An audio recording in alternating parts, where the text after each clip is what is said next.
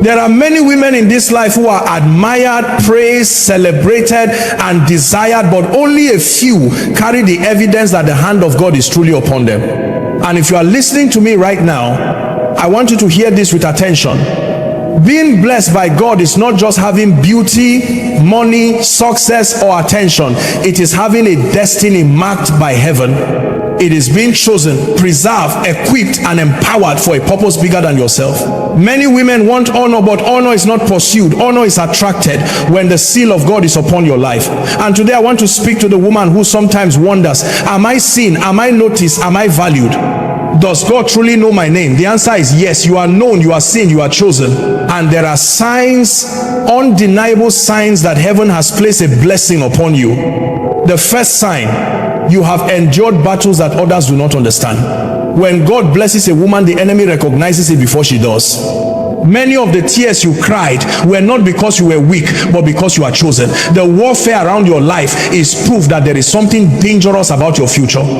Every woman blessed by God has a story of pain that forced her to pray, a season of silence that forced her to trust, and a phase of rejection that taught her to depend only on God. You may not know it, but those scars are proof that heaven invested something in you.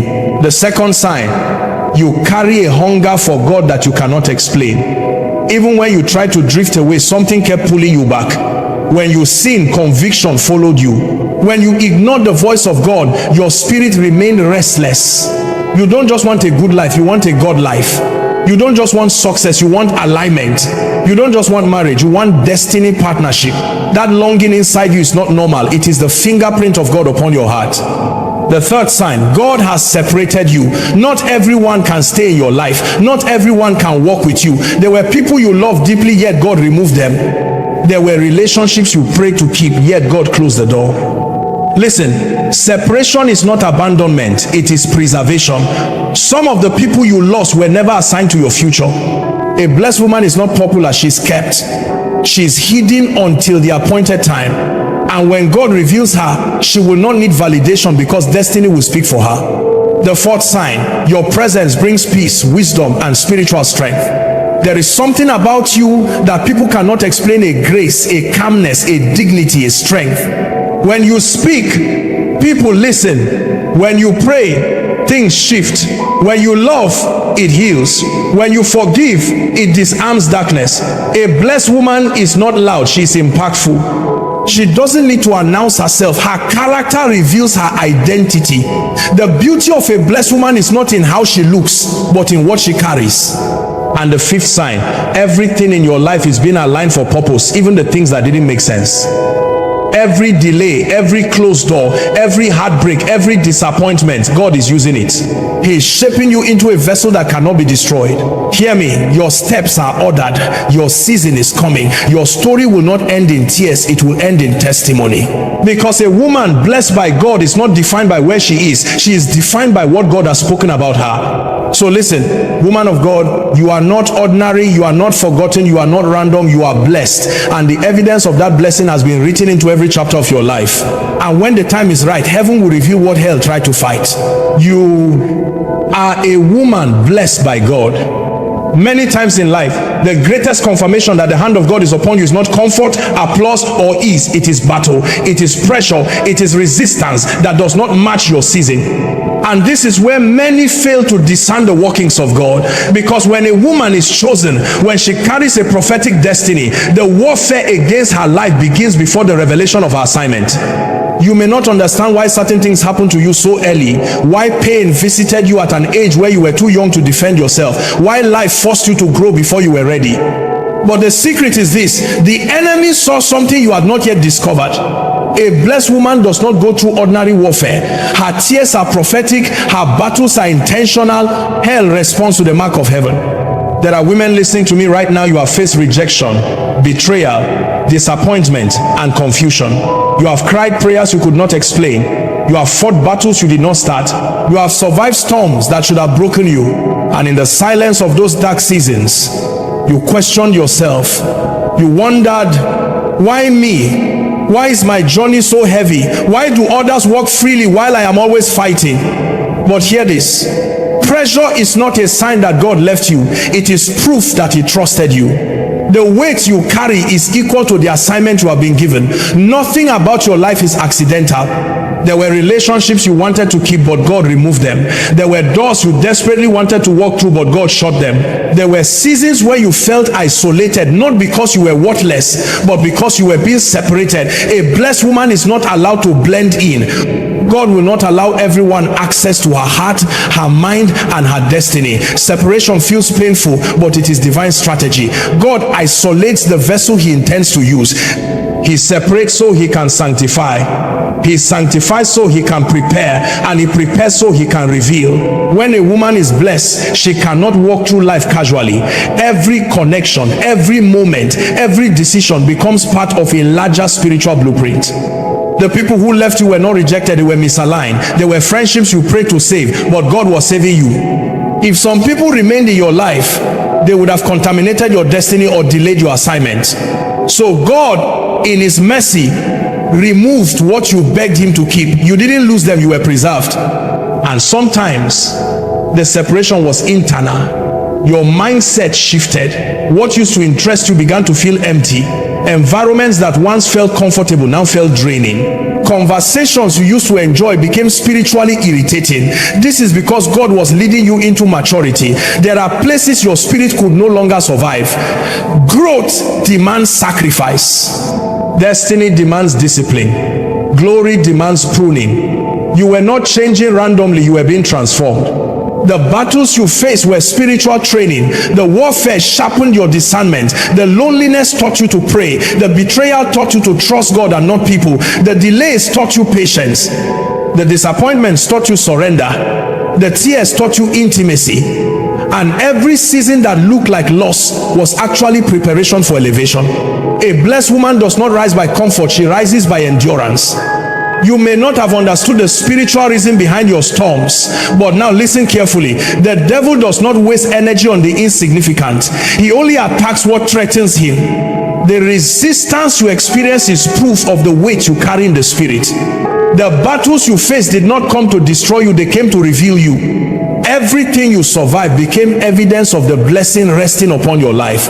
The fact that you are still standing, still believing, still hoping, still praying, that alone is proof that you are preserved. Because many went through less and never recovered. Many faced lighter storms and never found themselves again. But you, even broken, even wounded, even unsure, kept moving. And now, what you call struggle, heaven calls training. What you called rejection, heaven calls redirection. What you called loss, heaven calls alignment.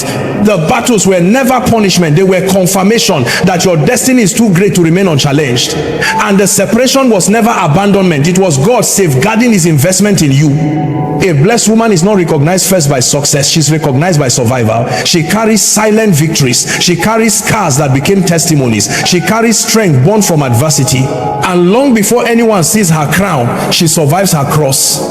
There is a kind of hunger that is not emotional, intellectual, or habitual. It is spiritual. It is the pull of eternity calling you into alignment. And when a woman is blessed by God, something inside her refuses to settle for an ordinary life. You may not fully understand it, you may not even be able to explain it, but deep within, there is a longing that never leaves.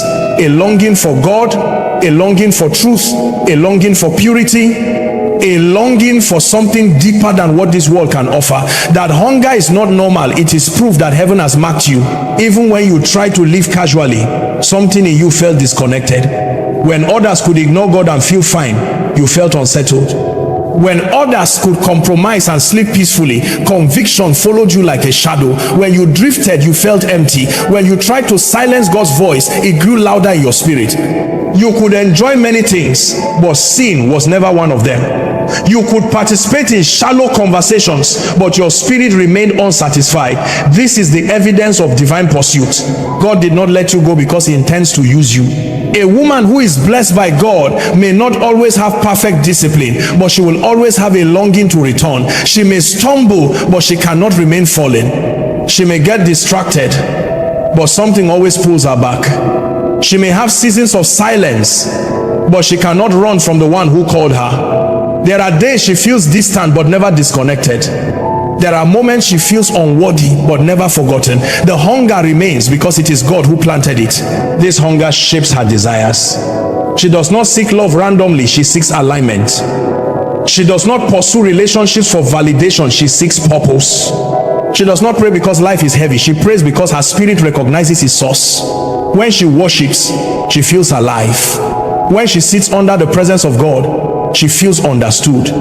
When she reads scripture, something awakens within her. Her spirit responds to God like a child recognizing its father's voice.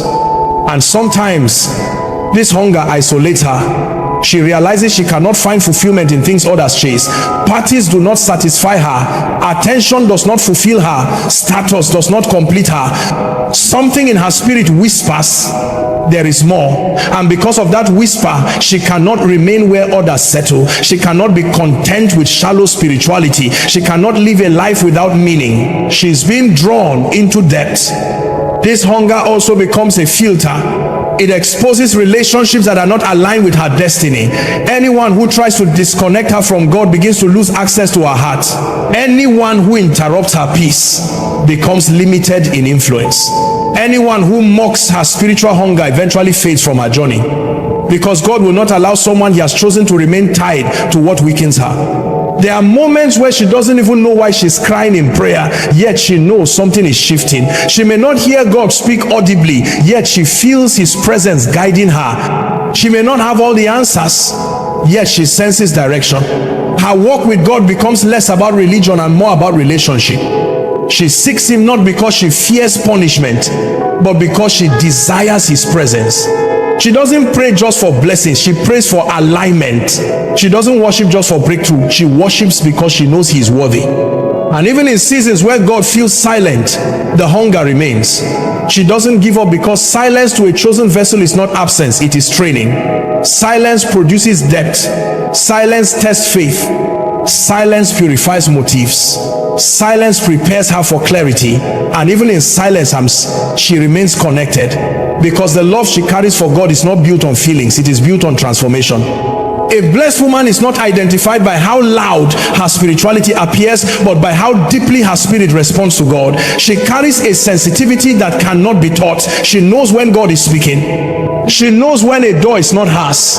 She knows when a relationship is not aligned. She knows when her spirit is grieved. This discernment is evidence of intimacy. And even if she is still learning, still growing, still healing, her hunger is proof that God has already claimed her heart. She may not be where she wants to be, but she's no longer who she used to be. She is in transition, drawn, pursued, and transformed by the God who loves her too deeply to leave her ordinary. There is something unmistakable about a woman who is blessed by God. She carries an atmosphere, a presence, a grace that cannot be explained by training, beauty, or personality. It is not arrogance, and it is not performance. It is a quiet but undeniable weight of influence that follows her wherever she goes. Her words may be few, but they carry depth. Her voice may be soft, but it carries authority. Her presence may not be loud, but it carries peace. This kind of woman does not strive to be seen, yet she cannot be ignored. People may not always understand her, but they sense something about her. When she enters a room, the atmosphere shifts. When she speaks, hearts soften, clarity returns, confusion breaks, and perspective aligns. She does not force impact, she embodies it.